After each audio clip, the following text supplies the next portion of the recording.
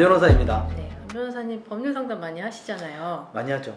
당황했던 기억 있으세요? 법률 상담 중에? 뭐 엄청 많죠. 당황했던 적이 아니 제가 뭘 절차나 이런 걸 몰라서 당황했다는 의미가 아니고 이제 물어보시면 당연히 저희 같은 변호사들은 어떤 문제가 있으니까 우리한테 무슨 의견을 구하겠구나라는 것을 이제 미리 짐작하고 말씀을 듣고 또 거기에 대한 저희 법률적 의견을 드리는 것이 보통인데 쭉 얘기를 쭉 이렇게 들어서 이렇게 해서 그럼 이제 이때쯤 됐으면 뭘 물어보시겠거니라고 기대를 하고 있는데 그래서 사건이 잘 해결됐다는 거예요. 그러면 저한테 지금까지 하신 거는 도대체 왜 그런 말씀을 하셨는지를 이제 물어보게 되는 그런 황당한 상황이 되죠. 그러면 이제 대부분이 그런 일이 있었는데 다 할 텐데 너무 어디다가 하소연할 데가 없어서 변호사님 붙잡고 이런저런 얘기했다 뭐 이런 얘기를 들었던 적도 있습니다. 네, 법률 상담을 받는 이유는 제각각이겠지만 어쨌든 원칙적으로 법률 상담 유료잖아요. 이렇게 보수를 지급하고 받는 법률 상담을 효율적으로 받으셔야 되잖아요. 그래서 저희가 오늘은 법률 상담 받을 때 주의할 점과 관련해서 이야기해보고자 합니다. 네, 우선 법률 상담 하러 오시거나 받으러 오셨을 때 가장 의외로 많이 혼동하시는 점이 이게 변호사한테 물어봐야 되는 법적인 쟁점인지에 대해서 가장 혼동하시는 경우가 많은데 그런 경우 있으시죠?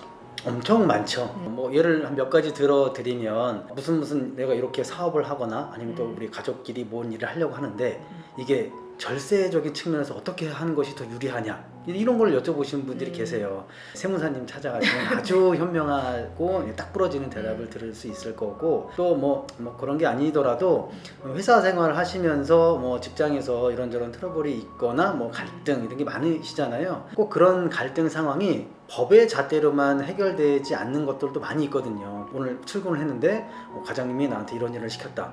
어떻게 대처해야 되냐? 저희가 정확한 답변을 드리기가 참 애매합니다. 사전에 무슨 일이 있었는지 그 업무가 내 근로계약상 내 업무에 해당되는 것인지 이런 등등 물론 법적으로 해결되는 부분이 있기는 하지만 대부분은 그냥 사회생활을 하면서 어떻게 대처해야 되는지 이런 것들을 물어보시는 경우들이 종종 있는데 그것은 이제 법률 전문가인 변호사들이 처음부터 개입돼야 되는 그런 일은 아니라고 생각을 합니다. 그리고 또 하나는 좀 안타까운 일들이 많아요. 뭐 예를 들자면 여러 해 동안 소송을 해서 다 이기셨어요. 좋죠. 그래서 이제 돈을 딱 받으면 되는데 패소한 피고가 돈을 안 주고 있는 거죠. 그래서 이제 강제집행을 딱 하려고 봤더니 돈이 하나도 없는 거예요. 그러면 이제 저희한테 찾아오셔서 이렇게 됐는데 돈을 어떻게 받냐? 결론부터 말씀드리면 돈 못 받습니다. 참 안타깝죠. 이런 말씀을 드리면서도 저희도 안타까워요. 근데 애초에 이런 거 저런 거 모르시고 판결만 딱 받으면 내가 돈을 딱 받을 수 있구나 이렇게 이제 기대를 하시고 진행하셨는데 결과적으로는 한 푼도 받을 수 없는 상황이 되면 본인도 황당하시고 안타까운데 저희한테 찾아오신다고 하더라도 저희가 어떤 도움을 드릴 수는 없습니다. 이런 상담을 마주할 때 조금 안타깝고 좀 당혹스럽기도 하고 그렇습니다. 요즘에는 포털을 검색하거나 혹은 뭐 유튜브 같은 SNS를 검색하면 여러 가지 정보들이 많이 나오기 때문에 변호사한테 상담을 받아야 될 내용인지 미리 어느 정도는 검색해 보시는 것도 도움이 될 것 같습니다. 그런데 내가 법률적인 쟁점에 대해서 어떤 법률 상담을 진짜 받아야 된다 이런 상황이라면 어떤 것을 준비하고 가는 게 좋을까요? 기본적으로는 크게 두 가지 정도는 정리하고 오신다 이렇게 생각하시면 될 것 같은데 하나는 불편함을 느끼고 있는 상황이 어떤 상황인지 요거를 좀 잘 정리해서 오시면 좋고 그래서 내가 상대방 또는 이 문제 상황에 대해서 뭘 하고 싶은지 요 두 가지 정도는 좀 대략적으로나마 좀 정리해서 오시는 것이 좋습니다.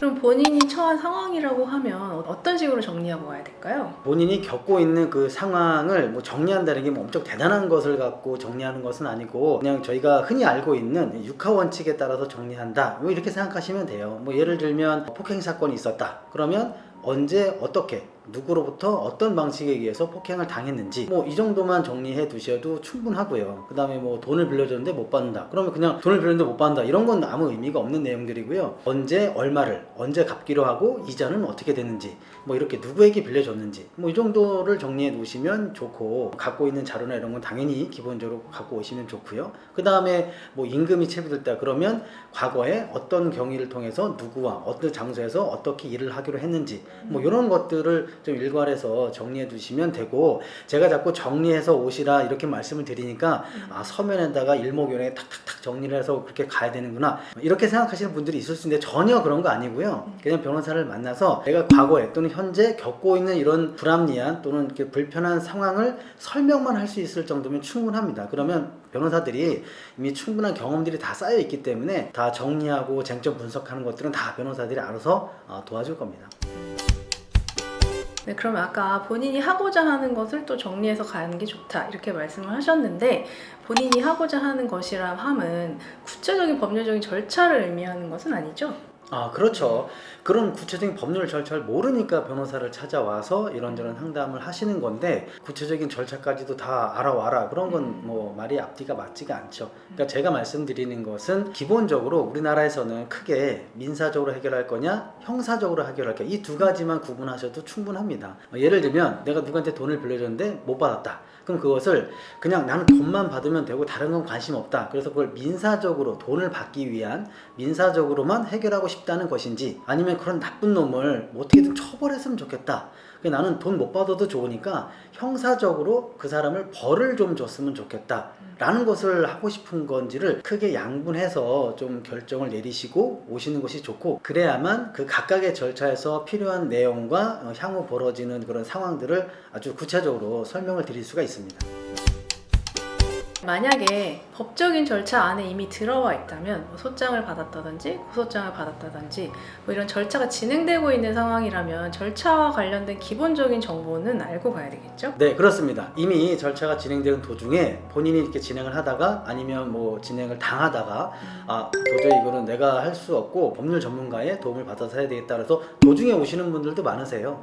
그러면 그 사건의 실체적인 내용이야 이후 분석해서 대응하면 되는 건데, 기본적인 정보를 가지고 오시면 좋습니다. 뭐 예를 들어서 뭐 사건 번호라든지 당사자 뭐 이런 기본적인 것들, 그리고 절차가 어디에서 어느 정도까지 진행되고 있는지 이런 정도만 주셔도 이후에 진행하는데 이제 많은 도움이 되긴 하죠.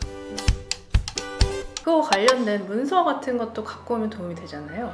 그렇죠. 본인들이 이미 받았던 또는 이제 작성해놨던 서면들은 모두 다 가지고 오시면 좋은데, 다만 여기서 좀 당부드리고 싶은 말씀은 자료를 갖고 오는 것이 도움이 된다라고 말씀을 드렸더니 그 예전부터 있었던 자료를 이렇게 산더미 같은 자료를 다 갖고 오시는 분들이 계세요. 물론 사건을 진행하게 된 이후에는 다 도움이 되죠. 근데 상담을 통해서 그 짧은 제한된 시간 안에 뭐가 도움이 되고 뭐가 도움이 안 되는지를 딱딱딱 말씀을 드릴 때는 방대한 자료보다는 핵심되는 자료 몇 개만 갖고 오시는 것이 오히려 더 도움이 될 때도 있습니다.